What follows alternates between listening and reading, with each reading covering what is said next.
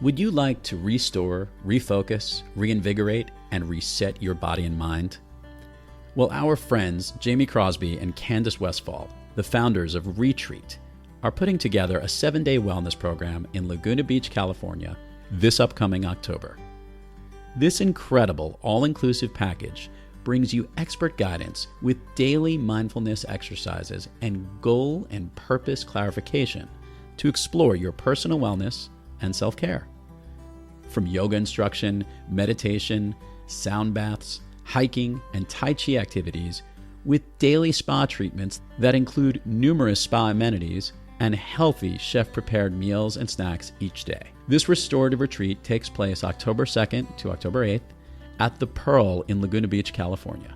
Click the links in the show notes of this episode or head on over to www.re-tret.com to inquire and book your spot at this relaxing retreat.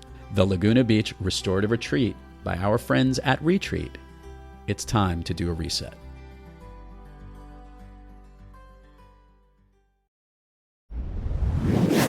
Hey, Thrive Lab listeners, Lou Diamond here.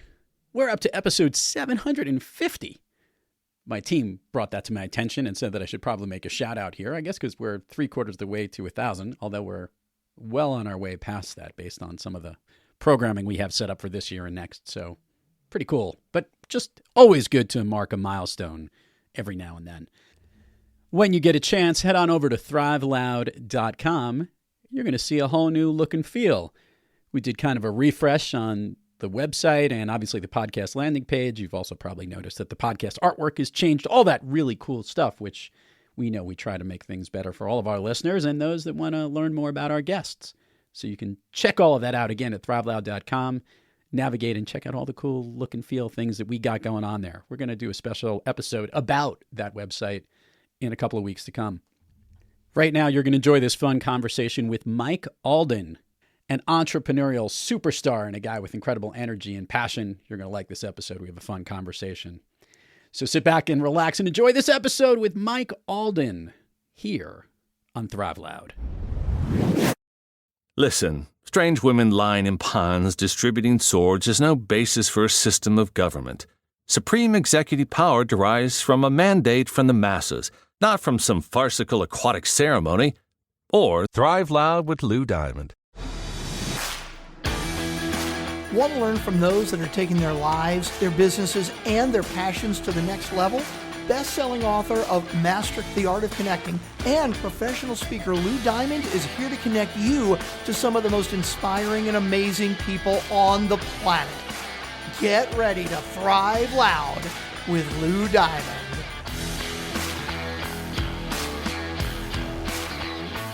Welcome, everyone, to another spectacular episode of Thrive Loud with Lou Diamond, connecting you to the most inspiring and amazing people that are thriving each and every day. I'm your host, Lou Diamond. Today on Thrive Loud, we have a gentleman who was born into poverty and is thankful for it. Our next guest is truly a self-made success story. Growing up poor forced him to learn how to use what he had within himself to make more out of life. And that he has. He has basically started with nothing, creating multi-million-dollar businesses. He's mapped out a blueprint for success he's achieved and wants to share all of that with the world.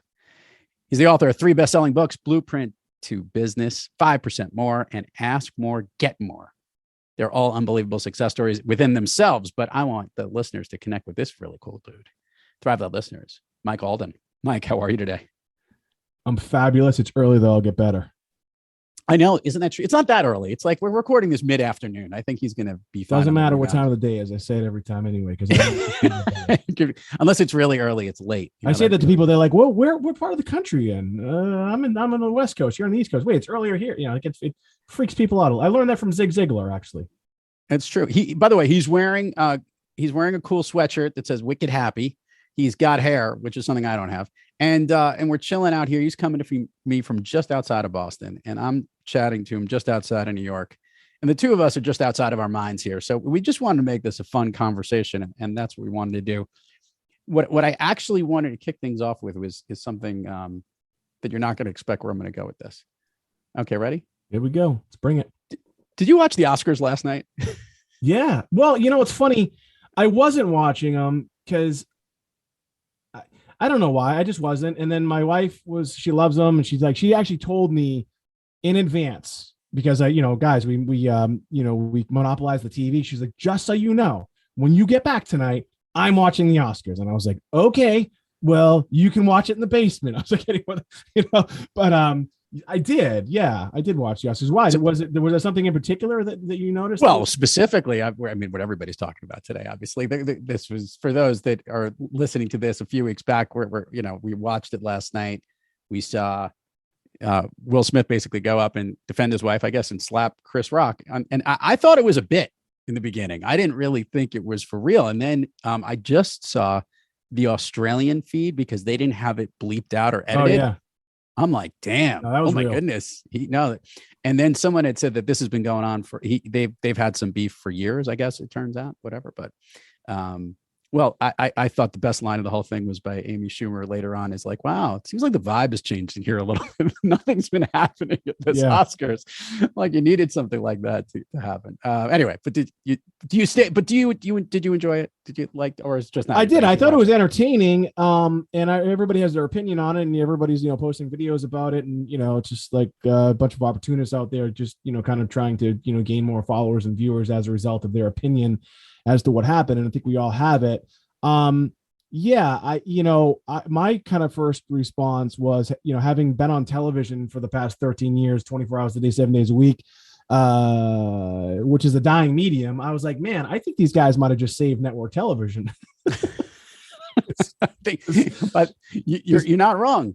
Yeah. But everybody's watching on YouTube, TikTok, and Instagram and everything else. So yeah, I mean, yeah, it was, and then I was like, man, if he wins, it's going to be even crazier. Right. And then of course he won, which then, yeah, I mean, I think it was, and like Chris Rock said, this is one of the most, what do you say? This is one of the the greatest moments in historic moments, in television history. And he's right. It was kind of bizarre.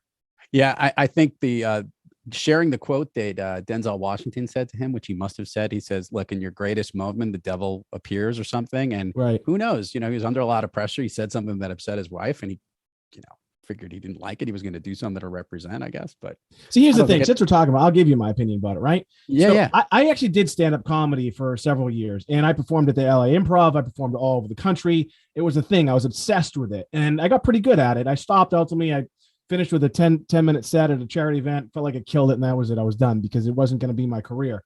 And, in this world that we're living in today, comedians, I don't feel bad for them, but it's very difficult to be a comedian in this cancel culture that we're in right now. And I don't have an opinion about that one way or the other as far as this cancel culture stuff, but it's comedy, right? And so you have to understand that it's not real.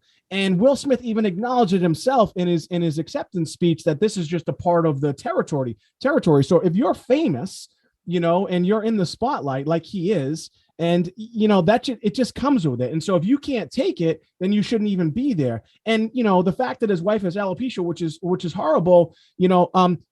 Chris Rock may or may not have known that. If he had known that, then it might have been maybe kind of potentially crossing the line. But this is what comedians do. Yeah. They're controversial. They're funny. And Will Smith even laughed. So the whole thing is a little bit bizarre, and it was wrong. It shouldn't have happened. Everybody was in shock, and no one would have thought. People might have thought like he thought it was a bit or what have you. And then the Oscars, they started to, in the middle of his speech, they started popping up the Oscars logo. They didn't know what to do. They were going in and out of it. They were all confused. And then at the end, they decided, well, we're not going to feature him as one of the winners. So they were everybody was just in complete shock. I think at the end of the day, I think Will Smith will probably, if he's smart, will probably apologize to Chris Rock, whether that's in public or not. I'm not really sure, but it shouldn't have happened. And look, you mentioned my background in the beginning. I grew up a pretty violent kid. I've been in fights that, are pretty scary and where people go to the hospital and things like that. And so you never know what could have happened. I know it was a slap, but he could have broke his nose or he could have fallen down. There were so many things that could have happened that it could have been so much worse. And so it was definitely wrong and inappropriate. And he's lucky that Chris Rock didn't file charges. Yeah. because he should have been arrested. I mean, it was straight up assault and battery on a worldwide In front of millions of stage. people. Yeah. All right, we'll shift gears a little. But I don't want to shift too far because I think this is important because we've covered this whole thing about media, fame, recognition, awareness. You made a point that's so spot on. It may have saved national television, right? Because streaming TV and the internet has been really where most people are communicating. I mean, Twitter must have just exploded during the time of all of this and all these different touch points. Getting your head around it and positioning yourself is something that you've actually been able to figure out how to do. Not only just from marketing yourself on television as you have for your career and made yourself successful, but helping others to market their products, their offerings, their things that they do in the same way. I wanted to know when the bell went off that said that this was something that you were good at. Yeah, I mean, my story is kind of interesting how I got involved in this whole space. This is a classic entrepreneur. I was, mowing lawns and shoveling and, like lemonade stands, all that stuff you've heard before. But when I started practicing law, I got pretty lucky. I was working at a call center while I was in law school because they were open 24 hours a day, 7 days a week. I was going to law school nights. Before that, I was a recruiter. So I've always been a sales guy. And, so I got really lucky. I got this job. I got in-house counsel pretty quickly. And literally the day I started, they were sued by the FTC, the FDA, the IRS came behind them, and then it went criminal, right? And so that was my indoctrination into the law. I mean, I went to law school in Boston with some wicked smart people, as we would say, from Harvard and MIT and et cetera, et cetera. And, I went to Springfield College, and it was a blue-collar law school we were going to. But my indoctrination into the marketing world and the legal side of it happened so quickly. So the good part about it is that I had to learn not only the legal side of it, but I was doing a lot of the business stuff too, because I was writing the contracts and also defending a lot of the business practices. So I had to learn marketing, like real marketing, pretty quickly. And I began to realize quickly that with my legal background and my entrepreneurial background, I was kind of a perfect fit for a direct response marketing company. And so even though I was their lawyer, a lot of the stuff that I was doing was more on the business side of things, or the marketing ideas of like, hey, let's do it this way. Let's toe the line. Let's be provocative, but let's not walk too far over the line. Right. And so that's when I kind of realized, as I sat there and watched my old boss and other people, we did interview style infomercials on television and the radio. I realized that, I'm a lawyer who's trained to ask questions. Right. And so I became really good at also pre-interviewing people as well to get them ready to get on set, and not only pre-interviewing them on camera, which I did, which was kind of a weird situation to be in as a lawyer, but I also vetted these people and I asked them questions and I learned more about them. And so as I learned more about them, I would feed that information to the powers that be so that they can then use that to ultimately market whatever product and service that we were using. So I would say that I really began to realize I was good at it when I was practicing law at that company. It's interesting. It's funny because there's so many former practicing lawyers out there that have focused their businesses elsewhere, but utilize these skills. I want to do this comparison. Messaging today.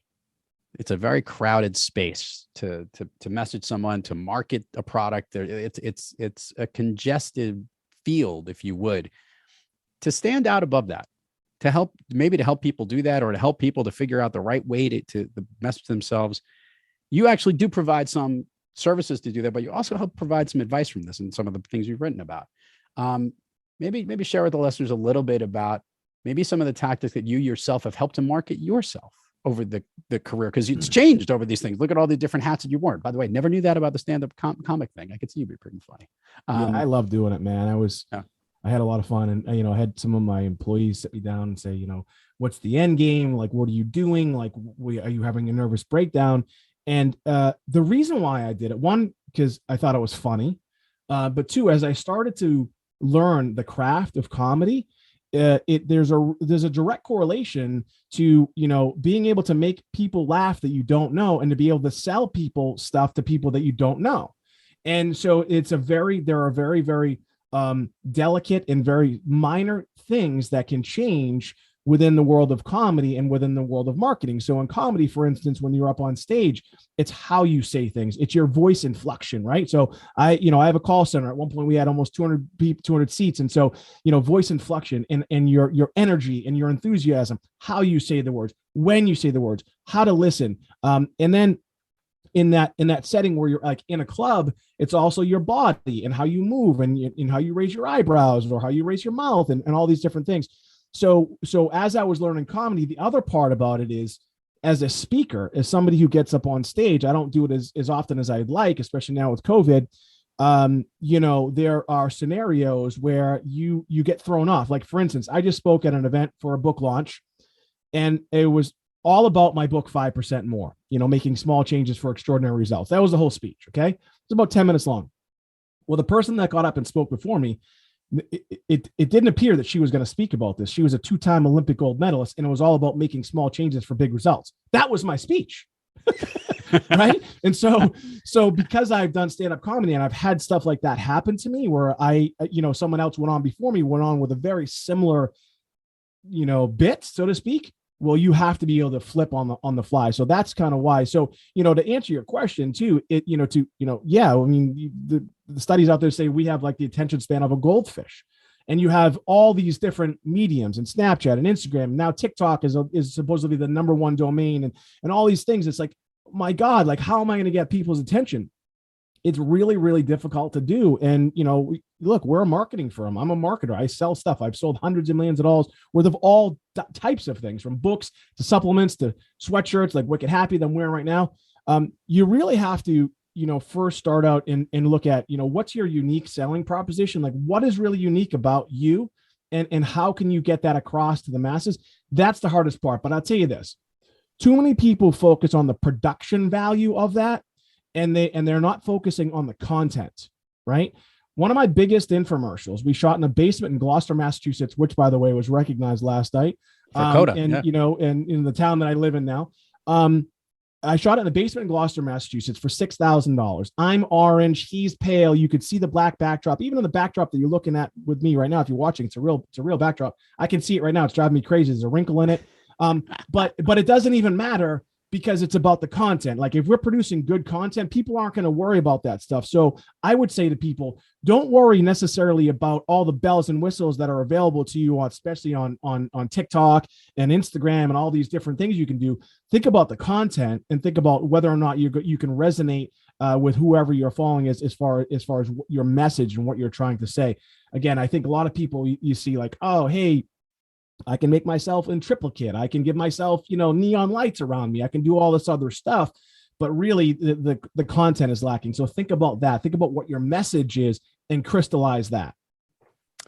You've done a lot of things, and you've done them pretty successfully, and you balance a lot of things at the same time. I love asking people who have multiple hats, who deal with lots of different services, how they keep the focus.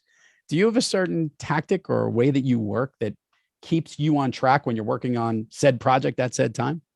Yeah, it's hard, man. Right. I think a lot of entrepreneurs have shiny object syndrome, and I have it to a certain degree, but I don't have it so severe that I can't focus. Everybody wants to say that they have ADHD or all this other stuff. And, look, I was never diagnosed with it, but, nobody likes to sit down and read 1,000 pages in contract law when half of it's in Latin, but I had to, and I did, and I focused on it when it was time. Right. Look, today, okay, I'll give you today in particular. It's 3:00 Eastern Standard Time, right? My day before you and I were supposed to go from 10 o'clock in the morning up until now, I was actually supposed to be studying for a test that I need to take for one of my businesses, because it's a regulated business. I've already passed one of the tests, but I need to take the other one in order to really, really kind of take the business to the next level. I don't want to do it. But today has been, up until now, I haven't gotten it done because I had all these other things going on. And so sometimes you would just have to understand that just happens, right? It just happens. I also knew that if I wasn't able to get my studying in today, the test that I'm taking, it's not written in stone, so I can change it or what have you. So I also knew that I had that flexibility. So it's really difficult, but I'll say you this, as entrepreneurs, people say, just say, you have two schools of thought, just say yes or say no. Everybody's got their own, feelings about it. You just have to figure out what your life is like and what's going on in your life and your family and in your business, and whether or not you could take on new stuff. Because I'm staring at one right now. I mean, I launched a vodka line that cost me millions.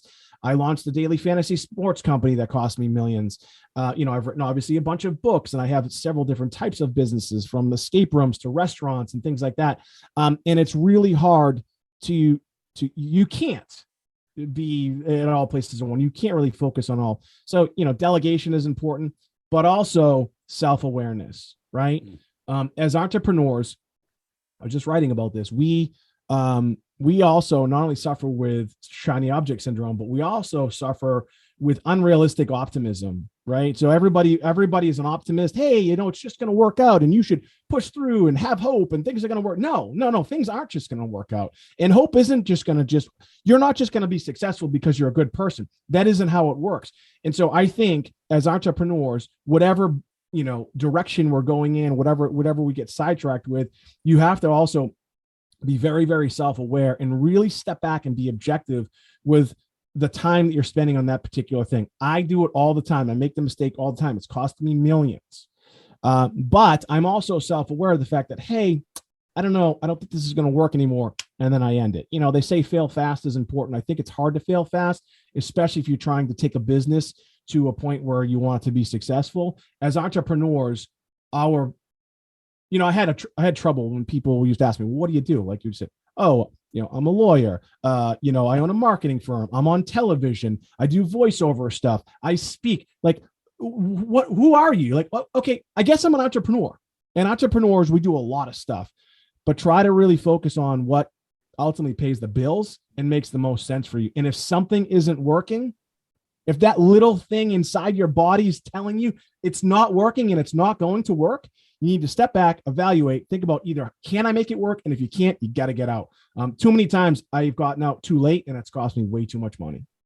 Someone once told me that Steve Martin fit into that exact description that you just described. Is he a stand-up comic? Is he an actor? Is he a writer? He's got so many different hats and such a unique thing. And you can't even identify one particular window on what you know him for best, or why what he's famous for.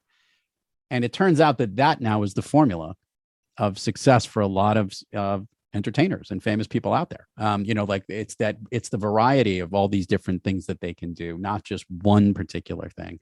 It's doing a lot of other things and affecting change in those things that make them unique and make people stand out. So I guess Mr. Wicked Happy, that could possibly be one of the things that you do. I want to ask this question because it's been bugging me. I'd love to hear where this goes. You've been thriving in all these different areas of your career at multiple different times and have figured out and make that really keen decision on when to cut bait, which means you are, and which is why you're on this program, a thriver by nature. That's why you're here. But we all have days when we're not quite thriving and not kicking on all cylinders, and we're not getting our test work done that we need to take the test today, because if we're not going to get to that next part of our business. On those days, you're not quite firing on all cylinders. Mike Alden, what practice do you seek, or maybe which individual do you seek out to help get yourself back on the thriving track? Yeah, it's a great point. It's also why I love your podcast and just the title of it. I think too many of us, and myself, and I've talked about this throughout the years, people say, oh, you're a survivor. I'm a survivor. I'm definitely a survivor. I can survive. We're in it pretty much in any environment, right? And people hold that as some sort of badge of honor. Oh, I'm a survivor. Well, the problem is we're all survivors to a certain degree. If we're still here, okay? Being a survivor is a good thing, but it's not a great thing, because ultimately what you want to do is you want to be able to thrive, right? And there's a big difference between surviving and thriving. And I have been surviving most of my career. And when I get hit with this and this and this and this, bank accounts frozen, guys embezzling me, losing millions, this, that, everything, and I'm still here. It's like, okay, great. But at what point do you make that switch to say, okay, well, you've survived through that stuff. Now it's time to thrive. The thing is, and to kind of answer your question, is when a lot of these negative things that are happening to you just by virtue of your business or whatever, and you're surviving, a lot of times to thrive, you have to say to yourself, like we talked about earlier, cutting bait. What are some of the things that I can get rid of aren't really going to allow me to thrive. And unfortunately, sometimes it's the things that you don't want to get rid of, right? It's a certain business, it's employees. At one point I had 200 employees. Now I'm down to like 15. Okay. My life is not that different. It's actually more profitable. But it's a tough decision for a lot of us to make. So who do I go to? Is really one, I got a therapist. Okay. I go to a therapist. I talk about it all the time. Every week I get a therapist. I talk to them every week consistently. I haven't had a therapist my whole life, but on and off pretty much my whole life. Meditation. I'm a practitioner of transcendental meditation as well. So I try to make sure I get that in. And then also I get the gym in. Right now I'm actually kind of the heaviest I've been in a long time, but I still go to the gym. I still work out because the fitness part of it aside, it's more about the mental side of it for me. It gets me in a routine, it gets my endorphins going, it gets the juices flowing, the blood flowing, the brain flowing. So I have to make sure that I maintain at least that routine so that whatever does come my way, I can at least try and focus on that particular thing, and get it done. And look, it's not perfect. That's the part too, I think, that people talked about earlier, where the content, people get caught up in perfection. I always strive for perfection, but I know I'll never get there. And once people understand that you're never going to get there, that's okay. Don't worry about it. If you screwed this thing up, or again, I'm looking at the clock today and I hope we talk for 2 hours. I don't care, because I just know that I'll get that thing done when I need to get it done. It's that simple. Let's do the admin part of the show, Mike. We're going to have fun in Fun Street thereafter. Share with the listeners all the places people can learn about you, find you, social media handles, links, etc. We will put it in the show notes, but it always gets more engagement when they hear it from you. Sure. Yeah, I appreciate that. Most of my social media stuff is at Mike Alden 2012. Like, what's up with 2012? Well, that's just when I kind of really got active on social media. My website is mikealden.com. And, I'm most active on Instagram. So if you want to connect with me, feel free. It's at Mike Alden 2012. And then the website again is just mikealden.com. Yeah, I thought you were a big fan of the movie 2012. Wasn't that like a John Cusack movie or something like that? Who knows? Anyway. It's driving me nuts too, because there is a Mike Alden account that's like frozen, and like I've reached out to Instagram, and I actually have a firm trying to see if I can get that account, because who knows? I probably registered myself and don't remember the password. That's great. Okay, we're gonna do Fun Street here, and I know you're ready for it. So share with the listeners what you shared with me is your all-time favorite movie. Yeah, I mean, it's a great question. There's a lot of great movies out there. It would have to be The Breakfast Club. I think all those characters, I think we all have a piece of, each one of these characters within ourselves, and we all have, the anxieties and the fears, and we all have maybe a tough guy, and we're all vulnerable, and we all want to be successful, and we all have the overbearing parents and all that stuff. So I really just love that movie. I still think that it holds up. I mean, obviously as time goes on, and the cars and the outfits and things like that. But that's kind of, if I had to, if it was only one movie I could watch, I think that would be it. I've got college age kids, and when they were in high school, I had them watch the movie with me, and I was just like quiet. I wanted to hear their take afterwards. And I want to say, is this still relevant? Because obviously I was at the age that these kids were in that particular time. And he says, more so than you ever know, just in different ways. And someone made a great comment, like, what would be the remake of this today?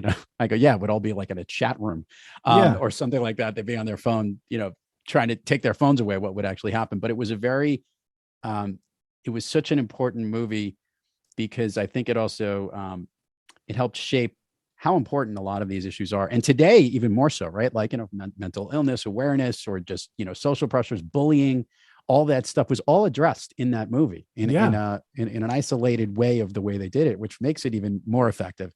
Let alone the fact it was just so well acted. I don't even think they get enough credit. As we just watched the Oscars last night, I thought about how good they all were in that movie. They really were. And that type of movie never would have got the consideration that it does in today's world. But it would have been interesting if we were in today's world and that movie was out at that point, but it had an effect.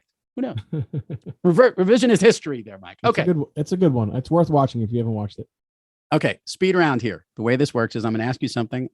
These are things that lift you up, motivate you, make you feel good. Basically, they make you thrive, which means there's no wrong answers. And since you're studying for a test that you need to study, I want to get you in the mode, Mike, of passing on an exam that you're going to get aces and fly away with here. So you ready?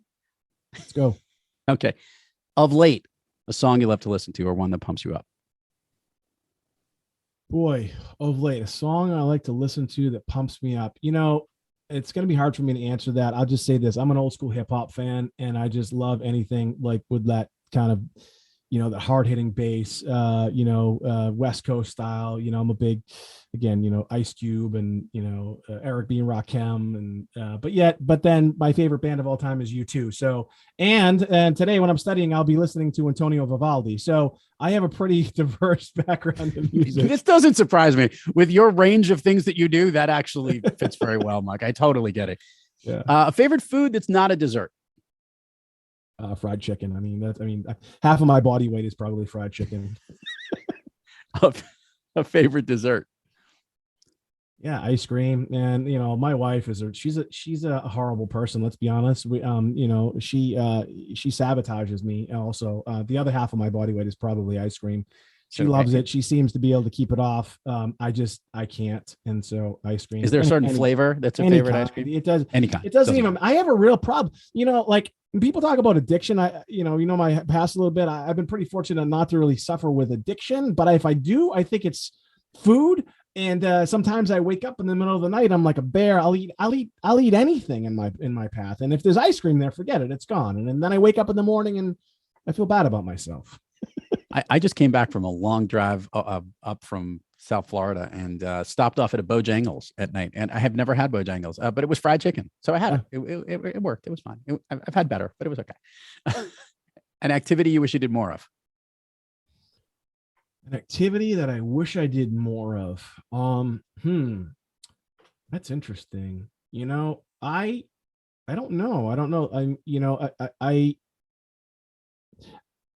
A lot of people have like bucket lists, right? They say, "Oh, I want to do this. I want to do that." I don't have that. I have never really thought about that because I've done a lot of cool stuff in my life, and I continue because I'm the type of person. If I want to do something, then I just do it.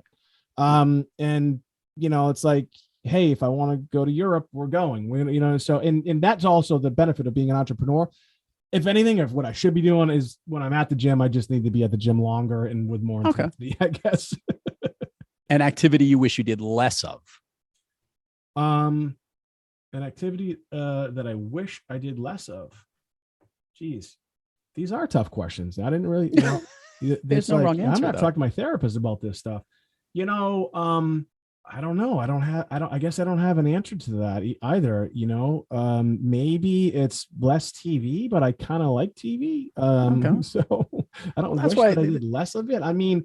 Back to the other one, I probably should read more because I'm an author. And so I probably should read more. And so that almost answers both questions and less TV and reading more. All right. If I could snap my fingers and Mike Alden could be anywhere in the world, where is he? Right where I am. Yeah. I'm not really one of those people where I want to be somewhere or anything like, you grow up in a town and sometimes you don't like it. So my home office is in Beverly, Massachusetts. We just sold our house here, but we live in Gloucester too, which was just on the Academy Awards. I love it here. I love New England. People don't like the winter sometimes. I don't really necessarily want to be anywhere else. And if you do want to be somewhere else, and I think that's a problem for people because sometimes a lot of people want to be somewhere and they can't get there, especially now. Mike Alden, I just like to say, if I could sum up all your things, I think you have the blueprint to 5% more to get more. That mixes all your book titles together. I did that. That'll be your fourth book number 6 or 7. Or 6 or 7. On a serious note, thank you for coming on the program. Thanks for sharing this multidisciplined, multi-focused thing that you do, and you do it so well and put your drive into it. I think that's a lot of fun things that people can listen to because a lot of people have these hats on and don't necessarily know how to do it. And you've somehow figured it out. So kudos to you, man. And thank you for coming on Thrive Loud. Thank you, sir. Have a good one. And to all the listeners out there, thank you for joining us. And until next time, keep moving onward and upward. And remember, be brief, be bright, be gone. You've been listening to Thrive Loud with your host, Lou Diamond. Check us out on the web at thriveloud.com and follow us on Instagram, LinkedIn, Twitter, and Facebook at Thrive Loud. And check us out on the Good Pods app at Thrive Loud, where you can follow, listen, and connect directly to Lou and all of the Thrive Loud episodes. Thanks for listening.